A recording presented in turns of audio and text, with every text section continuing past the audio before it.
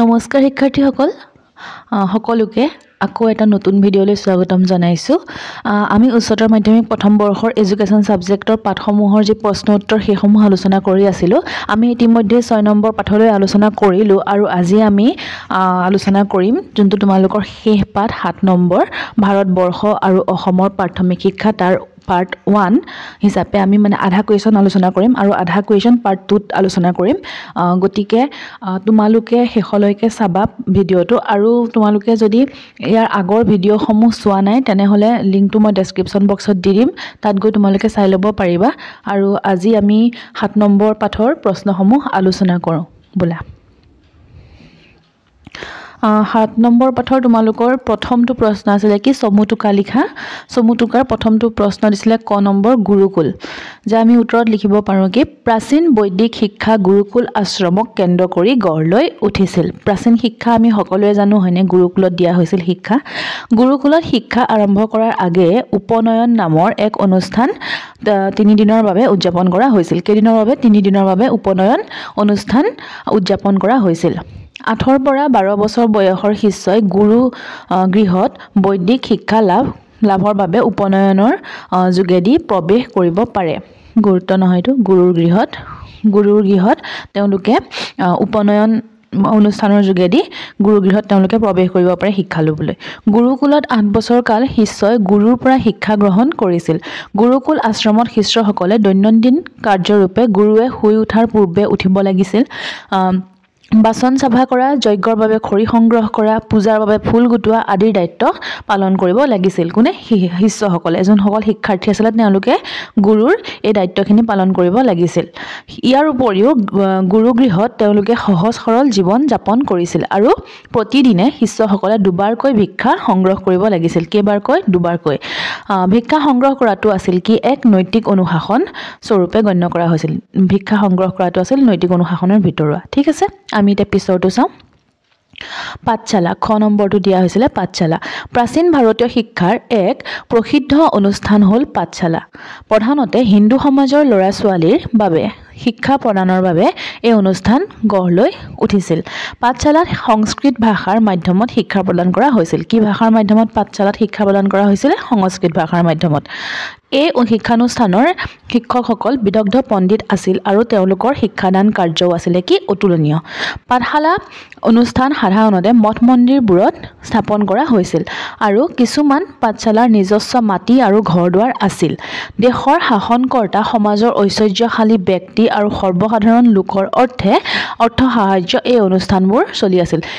এই অনুষ্ঠানবোৰ চলিবলৈ কোনে সাহায্য আগবঢ়াইছিল? দেশৰ শাসনকৰ্তাসকলে বা সমাজৰ ঐশ্বৰ্যশালী যিসকল ব্যক্তি আছিলে তেওঁলোকে বা সৰ্বসাধাৰণ লোকেও সাহায্য প্ৰদান কৰিছিল অনুষ্ঠানটো চলি থাকিবৰ বাবে।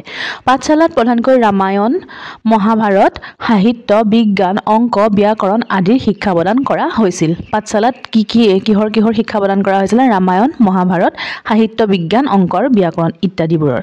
এই বিষয়বোৰৰ মাধ্যমেৰে প্ৰদান কৰা পাঠশালাৰ শিক্ষাৰ মূল লক্ষ্য আছিল হিন্দু শিশুসকলক ধৰ্মীয় শিক্ষাৰ দ্বাৰা উপযুক্ত পণ্ডিত স্বৰূপে গঢ় দি তোলা। তোমালোকে নিশ্চয় এইখিনি পঢ়ি যাওঁতে বুজি পাইছা।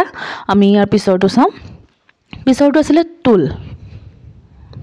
গ নম্বৰটো আছিলে টোল। প্ৰাচীন ভাৰতবৰ্ষত উচ্চ শিক্ষাৰ প্ৰদানৰ এক অনুষ্ঠান হ'ল টোল আৰু ই হিন্দু ধৰ্মকেন্দ্ৰিক আছিল। টোল কি ধৰ্মকেন্দ্ৰিক আছিলে? হিন্দু ধৰ্মকেন্দ্ৰিক আছিলে। টোলসমূহত প্ৰধানতে সংস্কৃত ভাষাৰ মাধ্যমত শিক্ষা প্ৰদান কৰা হৈছিল। সমগ্ৰ ভাৰতবৰ্ষতে টোলৰ শিক্ষা প্ৰচলন আছিল যদিও বেনাৰস, কাশী, উজ্জয়িনী, মিথিলা আদিত টোলৰ শিক্ষা বিশেষভাৱে জনপ্ৰিয় হৈ উঠিছিল। টোলসমূহৰ প্ৰশাসনিক ব্যৱস্থা শিক্ষক প্ৰধান আছিল আৰু অতি কম শিক্ষাৰ্থীয়ে টোলসমূহত শিক্ষা গ্ৰহণ কৰিছিল।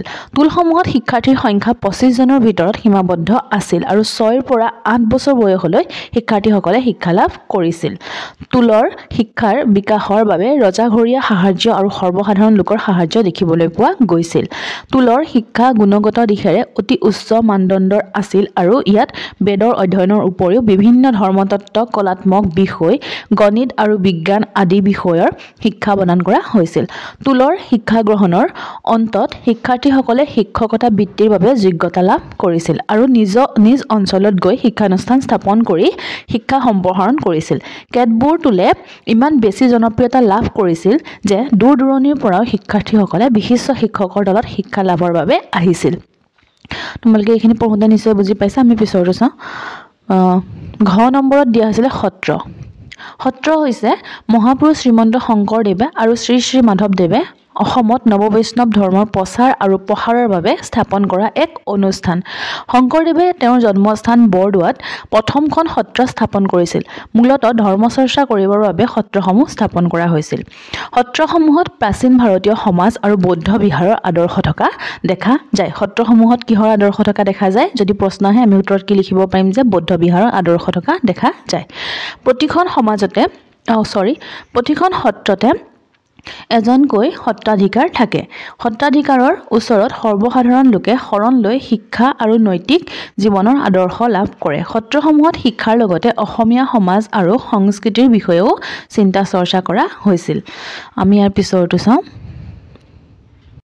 নম্বৰ তোমালোকৰ যোনটো চমুটোকা লিখিব দিছে এইটো হৈছে মুক্তাব মুছলমান শিক্ষা ব্যৱস্থাৰে প্ৰাথমিক শিক্ষাৰ কেন্দ্ৰসমূহক মুক্তাব হিচাপে অভিহিত কৰা হৈছিল প্ৰাথমিক শিক্ষাদানৰ মুখ্য উদ্দেশ্য আছিল ল'ৰা ছোৱালীক আখৰ আৰু ধৰ্মীয় প্ৰাৰ্থনাৰ শিক্ষা দিয়া মুক্তাবসমূহত ইয়াৰ বাবে প্ৰয়োজনীয় ব্যৱস্থা আছিল মুক্তাব শব্দটো কুতুব নামৰ আৰবী শব্দৰ পৰা সৃষ্টি হৈছে য'ত লিখিবলৈ একগোট হোৱা যায় মুক্তাবসমূহ মছজিদৰ লগত সংলগ্ন আছিলে ইয়াতেই শিশুক প্ৰাথমিক শিক্ষা দিয়া হৈছিল যদিও কি হয় কিছু সংখ্যক আধ্যবন্ত লোকে ঘৰতে শিক্ষক নিযুক্তি দি ল'ৰা ছোৱালীক শিক্ষা দিয়াৰ ব্যৱস্থা কৰিছিল তথাপিও বেছিভাগে কি কৰিছিলে মুক্তাবত শিক্ষা লাভ কৰিছিলে আমি পিছৰটো প্ৰশ্ন চাম প্ৰথমত দিছে মাদ্ৰাছা মুছলমান যুগৰ শিক্ষাৰ উচ্চ ব্যৱস্থাক মাদ্ৰাছা বুলি অভিহিত কৰা হৈছিল মুক্তাব হৈছিলে প্ৰাথমিক শিক্ষা দিয়া ব্যৱস্থা হয়নে আৰু মাদ্ৰাছা হৈছে য'ত উচ্চ শিক্ষা প্ৰদান কৰা হৈছিল মাদ্ৰাছা শব্দটো আৰবী ভাষাৰ দাৰছ নামৰ শব্দৰ পৰা আহিছে ক'ৰ পৰা আহিছে আৰবী ভাষা দাৰছৰ পৰা যাৰ অৰ্থ হ'ল বক্তৃতা প্ৰদান কৰা মুক্তাবৰ শিক্ষা সমাপ্ত কৰাৰ পাছত উচ্চ শিক্ষাৰ বাবে মাদ্ৰাছাত নামভৰ্তি কৰিছিল মাদ্ৰাছা শিক্ষা দুই ভাগত ভগোৱা হৈছিল ধৰ্মনিৰপেক্ষ আৰু ধৰ্মীয় শিক্ষা সমগ্ৰ শিক্ষাৰ বাবে 10-12 বছৰ ধাৰ্য কৰি দিয়া হৈছিল ধৰ্মনিৰপেক্ষ শিক্ষাৰ বাবে বিষয়সমূহ এনে ধৰণৰ আছিল আৰবী ব্যাকৰণ গদ্য সাহিত্য আৰু দৰ্শন তৰ্কশাস্ত্ৰ জ্যোতিৰ্বিদ্যা গণিত বুৰঞ্জী ভূগোল কৃষি আৰু সংযোজন ইত্যাদি শিক্ষাদানৰ মাধ্যম আছিল আৰবী সম্ৰাট ঔৰংগজেবে শিক্ষাদানৰ মাধ্যম মাতৃভাষা কৰাৰ পৃষ্ঠপোষকতা কৰিছিল কাৰণ 10-12 বছৰ ধৰি শিক্ষা লাভৰ পাছতো অধিক সংখ্যক ছাত্ৰই কি কৰিব নোৱাৰিছিল আৰবী ভাষা সম্পূৰ্ণৰূপে আয়ত্ত কৰিব পৰা নাছিল ধৰ্মীয় শিক্ষা কোৰানৰ ওপৰত সামগ্ৰিক জ্ঞানেৰে প্ৰদান কৰা হৈছিল ইয়াৰ উপৰি হযৰত মুহাম্মদৰ ধৰ্মীয় পৰম্পৰা মুছলমান আইন সুফিৰ পংক্তিবোৰ এই শিক্ষাত অন্তৰ্ভুক্ত হৈছিল প্ৰথমতে ধৰ্মনিৰপেক্ষ শিক্ষা প্ৰদান কৰা হৈছিল যদিও ধৰ্ম গ্ৰহণ কৰিবলৈ প্ৰৰোচন চলোৱা হৈছিল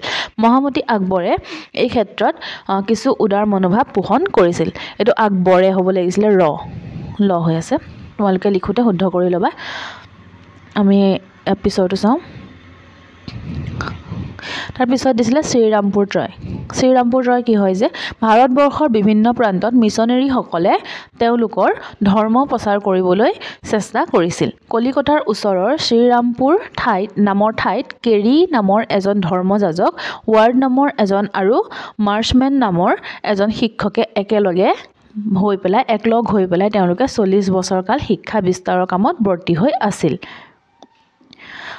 তেওঁলোকক একেলগে শ্ৰীৰামপুৰ ট্ৰয় নামেৰে জনা যায় তেওঁলোকে কলিকতাৰ ওচৰে পাজৰে প্ৰাথমিক স্কুল স্থাপন কৰে আৰু লগতে ছপাশালা স্থাপন কৰি বাইবেল গ্ৰন্থখন আঞ্চলিক ভাষালৈ অনুবাদ কৰে এখিনি নিশ্চয় পঢ়োতে বুজি পাইছা আকৌ বেলেগকে বুজাবলগীয়া নাই তোমালোকে যদি ভিডিওটো চাই ভাল পাইছা তেনেহলে এটা লাইক কৰিবা আৰু কমেন্ট বক্সত জনাবা যে তোমালোকক আৰু এক্সপ্লেইন কৰা ভিডিও লাগে নেকি বা কেনে ধৰণৰ ভিডিও তোমালোকৰ বাবে লৈ আহিব লাগে কমেন্ট বক্সত জনাই দিবা কমেন্ট কৰি এতিয়া আমি পিছৰটো প্ৰশ্ন চাওঁ 2 নম্বৰ প্ৰশ্নটো সোধা হৈছে ভাৰতবৰ্ষৰ অতীত শিক্ষা ব্যৱস্থাৰ এটি চমু আভাস দিয়া উত্তৰটো লিখিছো আমি কি বুলি যে অতীতত কিছুমান বিদ্যানুৰাগী লোকে নিজ গৃহতে ছাত্ৰসকলক জীৱনৰ প্ৰয়োজনীয় শিক্ষা দিছিল যাক গুৰুকুল প্ৰথা বুলি জনা যায় ইয়াৰ পিছতে পুৰণি দেশীয় শিক্ষা ব্যৱস্থাত পাঠশালা আৰু মাদ্ৰাছাৰ প্ৰচলন আছিল হিন্দুৰ পাঠশালা আৰু মুছলমানসকলৰ মাদ্ৰাছা আছিল শিক্ষাৰ স্থান পাঠশালা ব্ৰাহ্মণ পণ্ডিতে আৰু মাদ্ৰাছা মৌলবীসকলে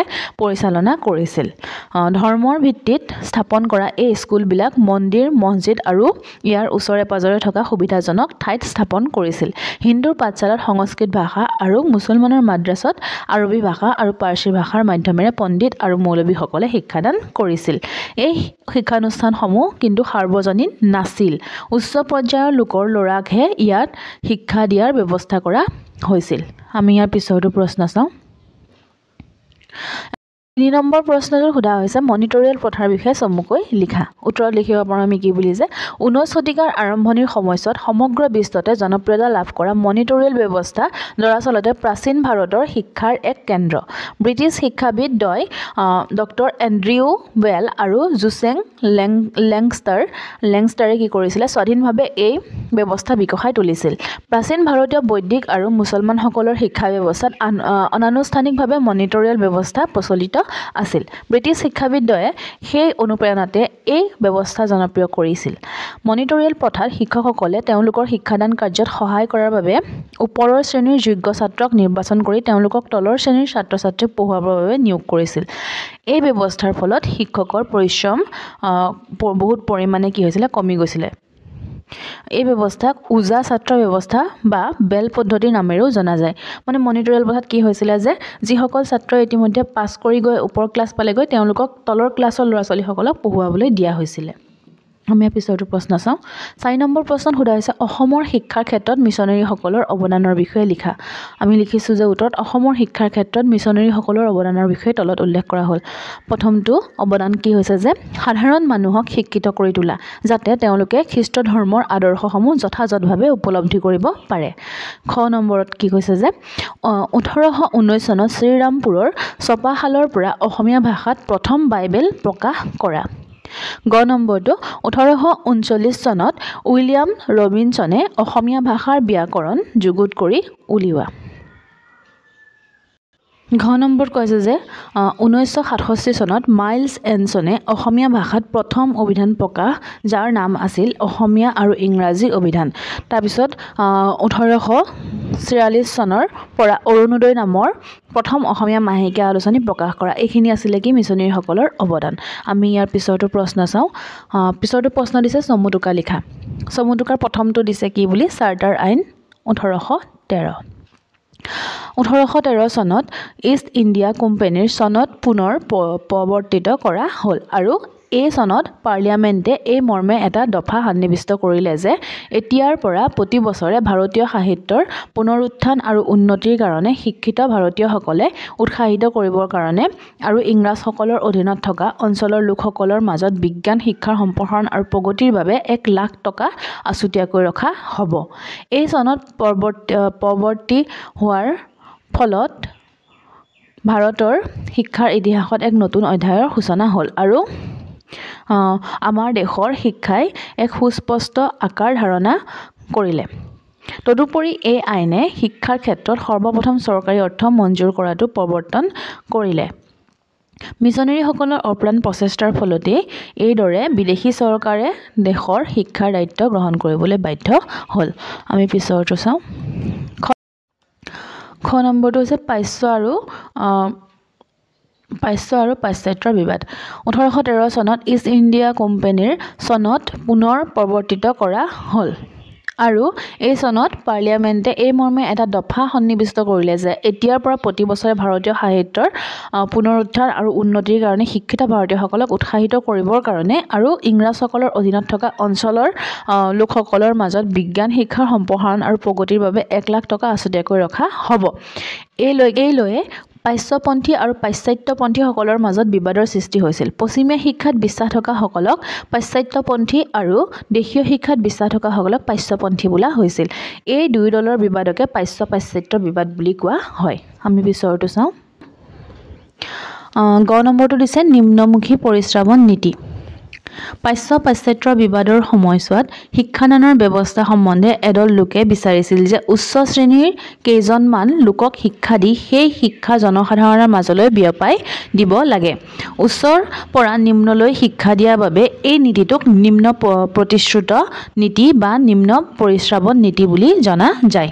আমি পিছৰটো প্ৰশ্ন চাওঁ এই পিছৰটো প্ৰশ্ন হৈছে উদৰ ঘোষণাপত্ৰৰ মূল পৰামৰ্শসমূহৰ বিষয়ে লিখা উদৰ ঘোষণাপত্ৰৰ মূল পৰামৰ্শসমূহৰ বিষয়ে তলত আলোচনা কৰা হ'ল প্ৰথমটো হৈছে কি যে পাশ্চাত্যৰ বিবাদ সম্পৰ্কত উদে পাশ্চৰ মত সহানুভূতিৰে বিবেচনা কৰে খ নম্বৰটো হৈছে যে চৰকাৰে দেশৰ শিক্ষাৰ দায়িত্ব গ্ৰহণ কৰাৰ প্ৰয়োজনীয়তা তেওঁ গভীৰভাৱে অনুভৱ কৰে গ নম্বৰটো হৈছে সংস্কৃত আৰবী পাৰ্চী আদি পুৰণি ভাষাসমূহ শিক্ষানুষ্ঠানত নিয়মিত অধ্যয়নৰ অনুমোদন কৰা হয় ঘ নম্বৰটো প্ৰাথমিক শিক্ষাৰ প্ৰতি সৰ্বসাধাৰণ লোকক উৎসাহ যোগাবলৈ লিখিব পঢ়িব জনা লোকক কৰ্ম নিযুক্তি দিয়াৰ পৰামৰ্শ দিয়া হয় ঙ নম্বৰটো দিয়া হৈছে যে চৰকাৰী অনুদান পোৱা স্কুলৰ শিক্ষকসকলক প্ৰশিক্ষণ দিয়াৰ ব্যৱস্থা কৰিব লাগে এইখিনি হৈছে উদৰ ঘোষণাপত্ৰৰ মূল পৰামৰ্শ এইখিনি নিশ্চয় তোমালোকে পঢ়োঁতে বুজি পাইছা আৰু বুজি পাইছা নে নাই কমেণ্ট বক্সত জনাবা এতিয়া আমি 7 নম্বৰ প্ৰশ্নটো চাওঁ 7 নম্বৰ প্ৰশ্নটোত কোৱা হৈছে যে উদৰ ঘোষণাপত্ৰখনক ভাৰতবৰ্ষৰ শিক্ষাৰ ইতিহাসত মেগনা কাৰ্টা আখ্যা দিয়া হয় যুক্তি সহকাৰে লিখা তো বানানটো ভুল হৈ আছে 1853 চনত কোম্পানীৰ চনত পুনঃ প্ৰৱৰ্তিত কৰিবৰ সময়ত ভাৰতবৰ্ষৰ শিক্ষা সম্পৰ্কে বিশদভাৱে অনুসন্ধানৰ ব্যৱস্থা কৰিছিল ইয়াৰ ফলতে সৃষ্টি হৈছিল উদৰ ঘোষণাপত্ৰৰ এই ঘোষণাপত্ৰৰ সভাপতি আছিল বোৰ্ড অফ কণ্ট্ৰোলৰ সভাপতি চাৰ্লছ উড তেওঁৰ নাম অনুসৰি 1854 চনৰ ঘোষণাপত্ৰখনক উদৰ ঘোষণাপত্ৰ বোলা হয় উদৰ ঘোষণাপত্ৰখনৰ প্ৰধান উদ্দেশ্য আছিল ভাৰতৰ শিক্ষাৰ ক্ষেত্ৰত থকা বিভিন্ন বিবাদযুক্ত সমস্যাৰ সমাধান কৰি ভাৰতত শিক্ষাৰ বিস্তাৰ কৰাটো উদৰ প্ৰতিবেদনখনেই হ'ল ভাৰতবৰ্ষৰ প্ৰথম প্ৰতিবেদন য'ত নেকি ভাৰতবৰ্ষৰ শিক্ষাৰ উন্নতিৰ লগত জড়িত সমূহ লাগতিয়াল পৰামৰ্শ আগবঢ়াইছিল এই উদৰ প্ৰতিবেদনৰ পৰামৰ্শ মৰ্মে ক্ৰমে বম্বে মাদ্ৰাজ আৰু কলিকতাত একোখনকৈ বিশ্ববিদ্যালয় স্থাপন হ'ল ইয়াৰ উপৰিও প্ৰত্যেক প্ৰদেশতে শিক্ষা বিভাগ স্থাপন কৰি একোজন শিক্ষাধিকাৰ নিয়োগ কৰাৰ ব্যৱস্থা কৰিলে সহায়ক অনুদান দিয়াৰ ব্যৱস্থা কৰি প্ৰাথমিক মাধ্যমিক আৰু মহাবিদ্যালয়সমূহৰ মাজত এটা সমন্বয় গঢ়ি তুলি দেশীয় স্কুলবোৰৰ উন্নতি সাধন কৰাৰ ব্যৱস্থা কৰিলে শিক্ষক প্ৰশিক্ষণৰ ব্যৱস্থা আৰম্ভ কৰিলে ভাৰতবৰ্ষত পুৰুষৰ লগে লগে স্ত্ৰীসকলৰ উন্নতিৰ বাবে তেওঁ স্ত্ৰী শিক্ষাৰ ওপৰতো গুৰুত্ব আৰোপ কৰিছিল এনেদৰে শিক্ষাৰ উন্নতিৰ বাবে যিমানবোৰ পৰামৰ্শ আগবঢ়াইছিল এনেধৰণৰ পৰামৰ্শ আন কোনো প্ৰতিবেদনতো ইয়াৰ আগতে প্ৰকাশ হোৱা নাছিল সেয়ে উদৰ ঘোষণাপত্ৰখনক ভাৰতীয় শিক্ষাৰ বিশেষ চনদ বা মেগনা কাৰ্টা বুলি কোৱা হয় এইটো উত্তৰটো নিশ্চয় পঢ়োঁতে বুজি পাইছা আমি পিছৰটো প্ৰশ্ন চাওঁ